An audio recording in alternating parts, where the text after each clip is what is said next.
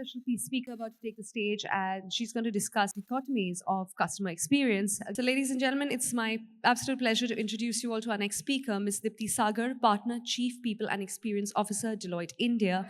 Deepti has over 19 years in professional services focused on experience management and transformation. She is dedicated to building a world-class organization and talent experience for Deloitte, India, and her work is rooted in a culture of empathy, trust, and high performance, and aligns with Deloitte's strategic vision and growth ambitions. She collaborates with Indian and global clients to shape their customer transformation agenda with a focus on customer operating models, service excellence, and digital and AI platforms. Let's put our hands together and make a warm welcome and a round of applause for Deepti as she joins us on stage.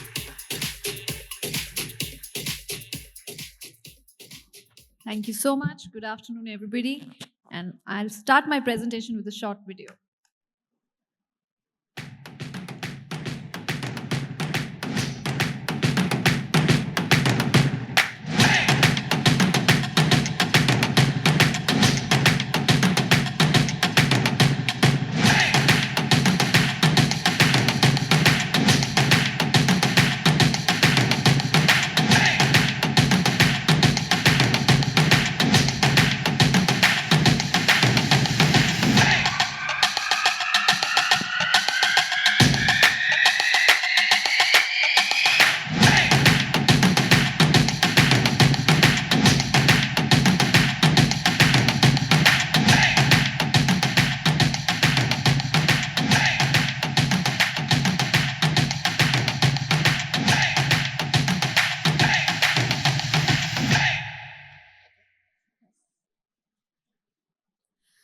Good afternoon, everybody. Today, our markets, they're pulled by billions of customers who are spread across generational gravity and technology gravitational forces. They are marked by two diverse aspects across this ecosystem. The customer of today, their fundamental requirements are still very much similar to what it was earlier. Meet my needs quickly and easily. Technology helps that in meeting the needs quickly and easily by adding a lot of layers. But what needs to be seen is how this addition of technology actually helps multiplying the business impact. Deloitte research says the organizations who are able to do that, who are able to innovate on service and leverage customer experience fully, their financial gains are 11 to 12% more than the peers who are not able to do this. Today in my session, in next 10 minutes, I'm going to unpack 4 dichotomies that these organizations have to look at. 4 aspects in customer experience where you have to strike a very delicate balance to unlock the business impact. Well, the session cannot start without Gen AI. It was discussed in the previous 2 sessions as well. Very, very important element today. We all are looking at how do we embed Gen AI across our business models, across the customer life cycle and channels. But what is equally important is how do you balance that with human empathy? ChatGPT, 100 million subscribers in 2 months, the fastest ever that is possible.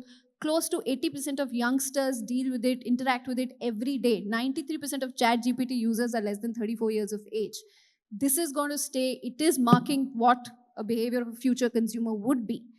And tons of channels, the way organizations have adopted automating chatbots, automated mailers, self-service elements, great to build operations and efficiency, but how do you bring in balance of human judgment and empathy? How do you ensure the artificial intelligence engines that we are building and incorporating in our business, they are not marked by past biases and we're not trapped that the past learnings halt the future new good that we could create from these platforms? So a couple of things that we see that organizations are doing across this. Number one, there is too much of data. It was also spoken about in the previous panels. Customer 360, all of us have heard on it. All organizations have, significantly invested in Customer 360. It is about having 100 or 200 parameters or a lot more. But what it does, it gives access of information to the frontline agent, but does not give them the intelligence or ability to apply that information in the given context. And that is where Gen AI comes in. The concept of Customer 360 is now moving to something called Customer 3.6. Those many attributes that is required for a given context in a given situation are flashed to the frontline so that they can take a decision and focus on a productive and more fruitful conversation. The other element, which is very, very critical, is applying the emotional capability, emotional recognition APIs across the technologies that we apply through. Again, looking at, I'll take a live example of what we've done at one of our clients in Deloitte. We built a bot, but we ensured there was emotional capability built in. The same script on a debt collection for a bank, the same script, exact number of words. The way it is spoken to a 68-year-old, it takes about 4 minutes, 17 seconds. But when it is spoken to a 25-year-old, it actually takes 1 minute, 31 seconds. Because the pace, the tonality, the amount of spacing that you give, each of it actually differs. And what we further see is today, this is not just applied to service, it is also applied in production. Volvo, their vehicle-to-vehicle tracker, one Volvo vehicle, if they observe there is a road condition that is bad, it can broadcast that to all the nearby Volvo vehicles, and that ensures that prevents the accidents that could be there. So how do you really balance technology and empathy? That is a dichotomy to be managed. The second one is, and one of my favorites, optionality, right? Technology came up with a lot of choices to the customers, and now customers want options there. But what companies ask is, we give you options, you choose what is best suited for you, right? But let's apply that with commerce, let's monetize that. Very, very important today, customers are willing to pay for premium channels, are willing to pay for premium service, and the differentiation that it can create or the benefit it can have, as long as that is told transparently to them. So transparent service optionality, a big element, a big dichotomy that has to be managed, which is there. It is often said it was always there. Airlines always had a business class, cinema theaters always had a premium seat. So what's the new concept here? You always paid for premium. It is easier to do it in that segment when you can box a section and do it. But now look at the millions of transactions, look at the amount of service transactions that happen. No more organizations are just about products that they're selling. And therefore, having the right service optionality, which channel to choose when and how, is very, very important. And this becomes equally important because omni-channel was just priming when Gen AI came in, right? The multiverse of sales channel and service channel again expanded. And therefore, it is very important for organizations to recognize, let's give optionality. Not every channel can be available to everybody all the time. And also, one important decision is to take, we cannot solve everything that the customer would want. So rather give them the option of what they want. If they're willing to pay, that's fine. We give them convenience.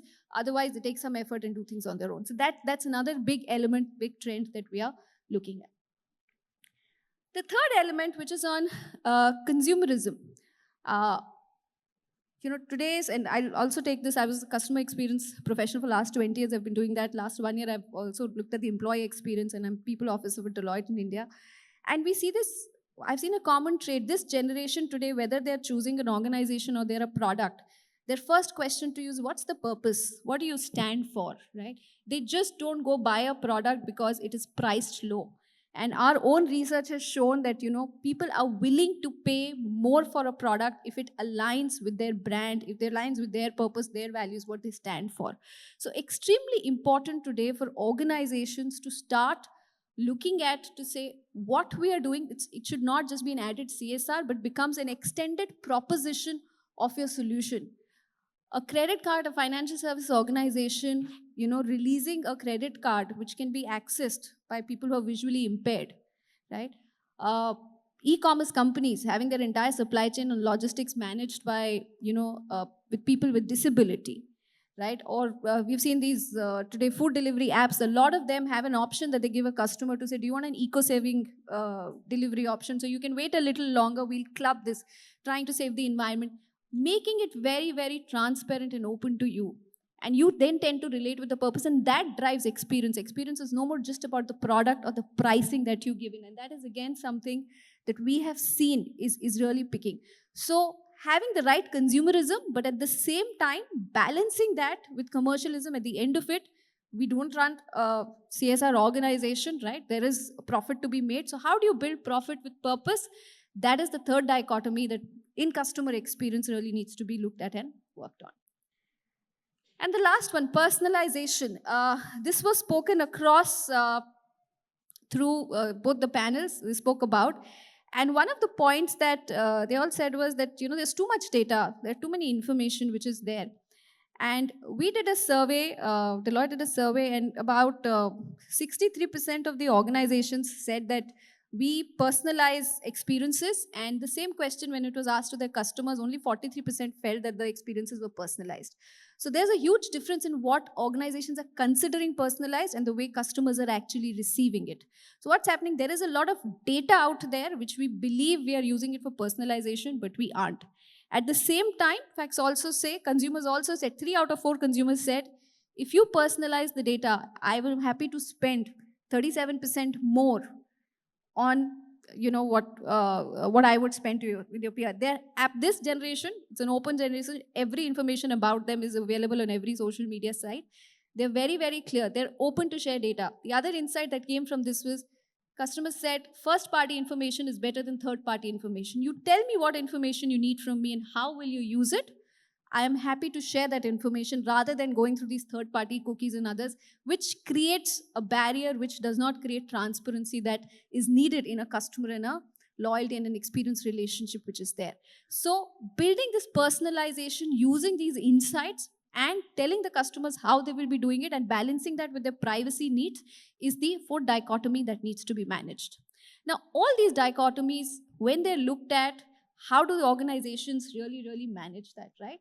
And that is orchestration of customer experience ROI. Customer experience no more as a custodian is no more responsible for just one vertical or one channel or one touch point. Customer experience is across the organization, starts from the product, starts from employees, right to your channels, to services, sales, post sales, pre sales, all of it. And therefore, it is very important that customer experience and the leaders who manage customer experience in organizations are empowered with clear KRAs and empowered enough influence across the organization to have a role at the table and to influence the decisions and not manage the impact of product decisions taken and therefore manage our customer data. So 4 aspects, 4 critical success factors of how you actually leverage the benefits. Once you balance these dichotomies, how do you fully leverage the benefits? The first one is balancing, as I said, human-centric experiences, empathy, very, very important.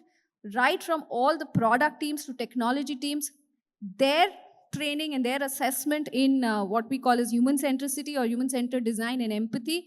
Similarly, for people who are on frontline, their understanding of Gen AI. A lot of operational tasks will get automated by Gen AI. They have to be retrained. Today, if you ask a call center agent to have a unscripted 5-minute conversation with a customer, they would struggle. They would struggle. So they need to be now told, don't follow the mold. They have always been told follow the mold. Now to say unfollow the mold and have a conversation. So how do we build that? Skilling modernization, tech architecture, how much, where, and how much information to collect and how to use, when to stop. A very, very important point in personalization and other elements is how much to personalize and which all channels to personalize. There's a cost involved, there's a trust involved, so how do you build on that? Uh, Having the influence across the life cycle, I spoke about it, and also having, driving ethical behavior and driving trust across the ecosystem through customer experience. These are some key elements to manage the customer dichotomies.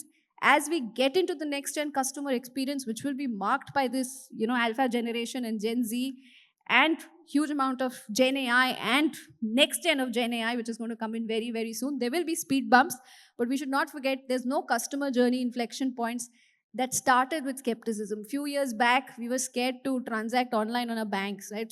Very, very few months back, many of us, our parents would be, hesitant to even do a phone pay or a Google Pay transaction, and today that's the norm. So that builds over a time. Brands and companies invest in the product and customer experience and trust, and then they're able to change that. If that is invested on, these dichotomies are leveraged on, then customer experience does create compelling enterprise value and a delight for customers. Thank you.